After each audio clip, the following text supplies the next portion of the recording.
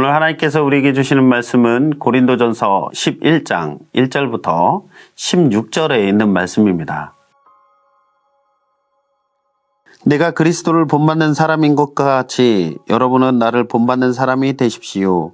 여러분이 나를 모든 면으로 기억하며 또 내가 여러분에게 전해준 대로 전통을 지키고 있으니 나는 여러분을 칭찬합니다.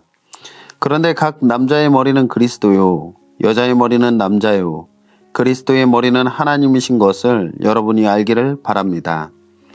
남자가 머리에 무엇을 쓰고 기도하거나 예언하는 것은 자기 머리를 부끄럽게 하는 것입니다. 그러나 여자가 머리에 무엇을 쓰지 않은 채로 기도하거나 예언하는 것은 자기 머리를 부끄럽게 하는 것입니다. 그것은 머리를 밀어버린 것과 꼭 마찬가지입니다. 여자가 머리에 아무것도 쓰지 않으려면 머리를 깎아야 합니다. 그러나 머리를 깎거나 미는 것이 여자에게 부끄러운 일이면 머리를 가려야 합니다. 그러나 남자는 하나님의 형상이요 하나님의 영광이니 머리를 가려서는 안 됩니다. 그러나 여자는 남자의 영광입니다.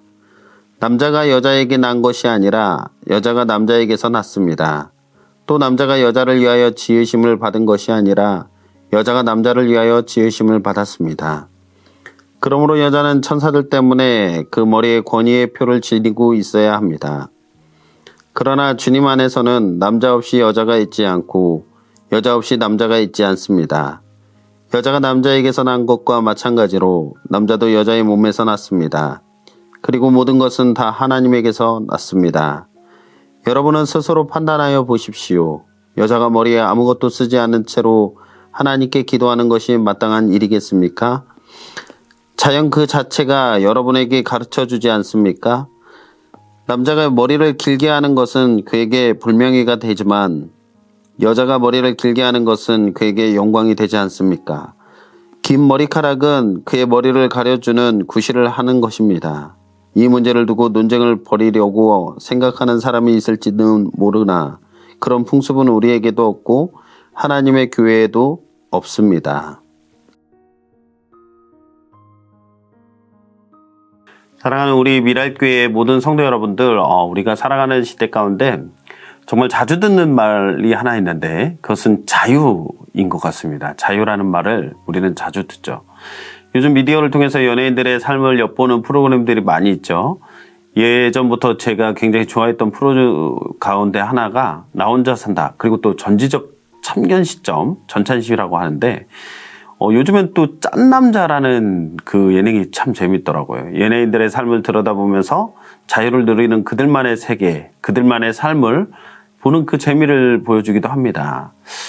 우리가 내 돈 주고 내가 산다라는 말의 뜻인 내돈내산이라는 유행어처럼 현대사회는 내가 내 권리를 가지고 자유롭게 사는 것이 멋진 삶인 것처럼 이렇게 이야기가 되곤 해요.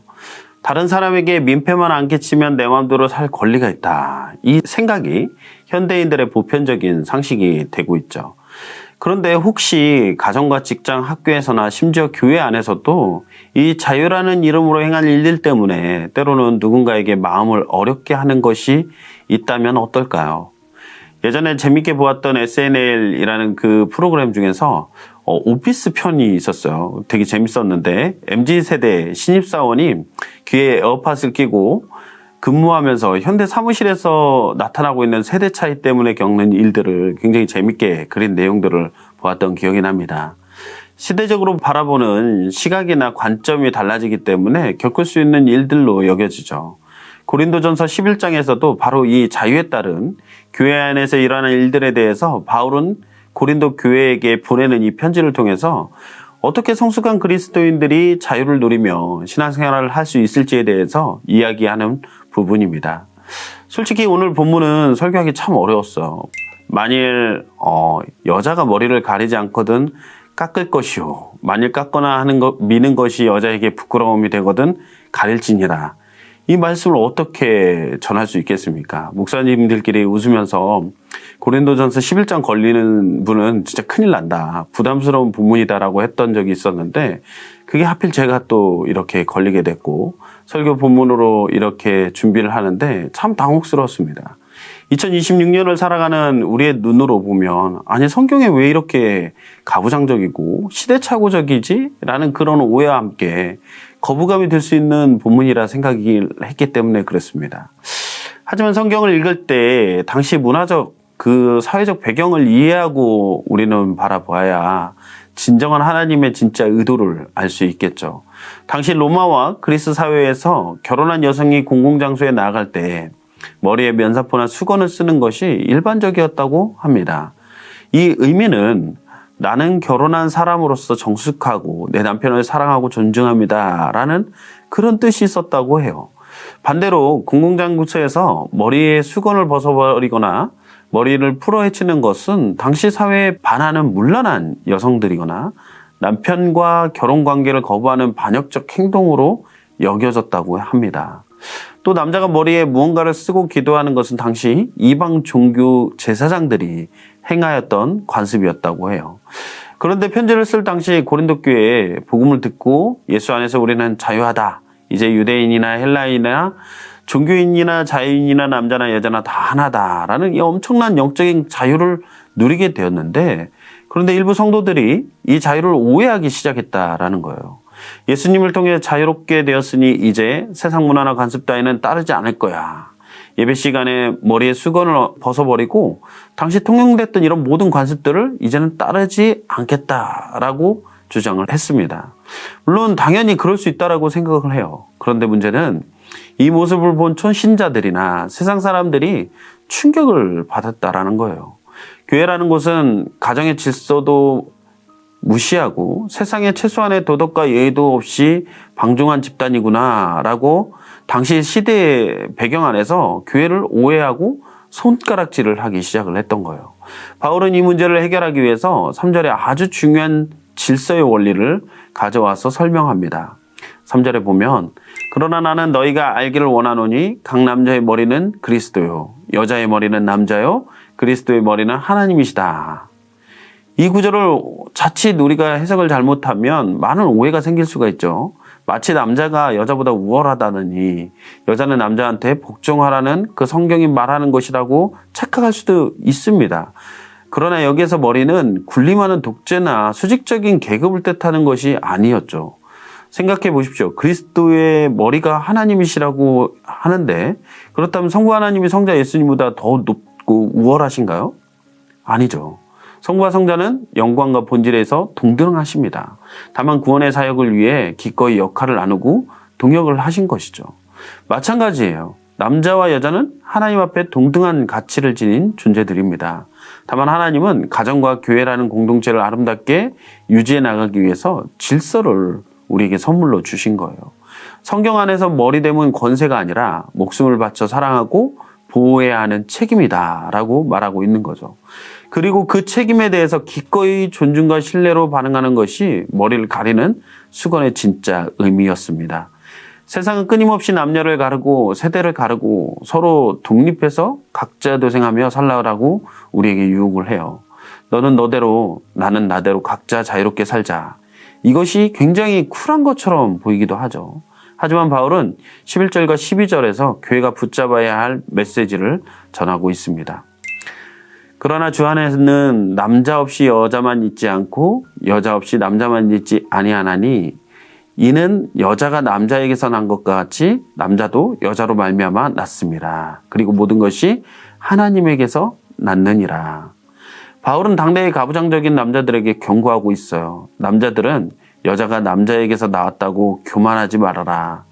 모든 남자는 여자의 몸을 통해 태어나지 않느냐라고 말하고 있죠.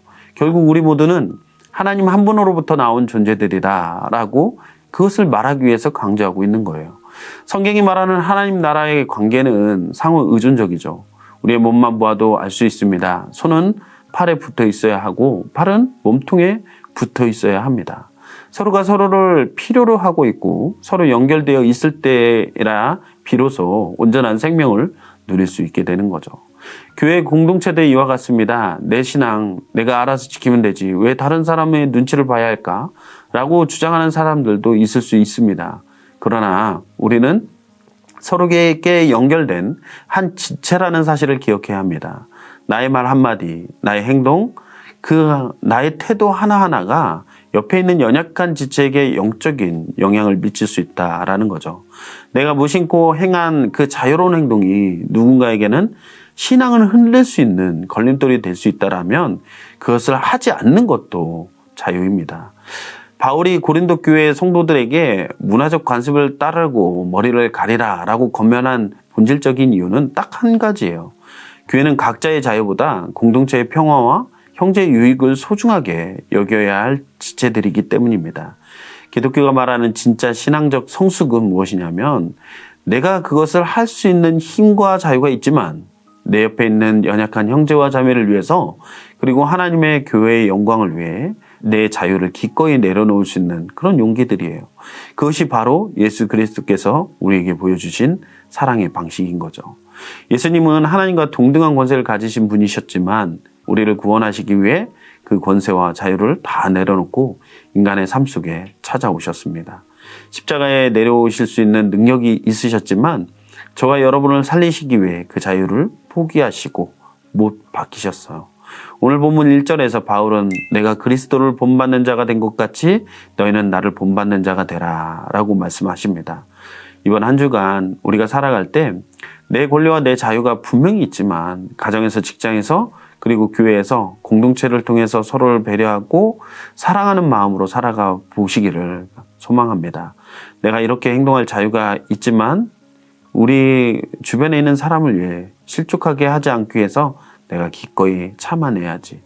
조금 불편하지만 형제자매를 위해서 내 머리에 기꺼이 이 사랑의 수건을 쓸 때 우리 교회를 통해서 그리고 여러분의 삶을 통해 예수 그리스도의 아름다운 영광이 온 세상 가운데 흘러가게 될 줄로 믿습니다. 그런 성숙한 우리 미랄교회 모든 성도님 되기를 간절히 소망합니다. 기도하시겠습니다. 사랑의 주님, 너무나도 감사합니다. 하나님, 우리는 그리스도 안에서 온전한 자유를 누리고 살아가지만 하나님, 우리가 교회 공동체 안에서 또 질서와 또 서로를 배려하기 위해서 그 자유를 잠시 또한 이렇게 내려놓을 때도 있음을 봅니다. 하나님, 정말 우리가 공동체 안에서 하나된 믿음의 삶을 살아갈 수 있는 힘과 능력을 더하여 주시고 서로를 사랑하고 배려할 때 더욱더 아름다운 그 세워지는 역사들이 우리 교회 가운데, 우리 가정 가운데, 우리가 속한 모든 삶의 영역 가운데 나타날 수 있도록 주님 인도하여 주시옵소서. 날마다 함께 하실 주님을 찬양하오며 이 모든 말씀을 우리 주 예수 그리스도의 이름으로 기도했습니다. 아멘.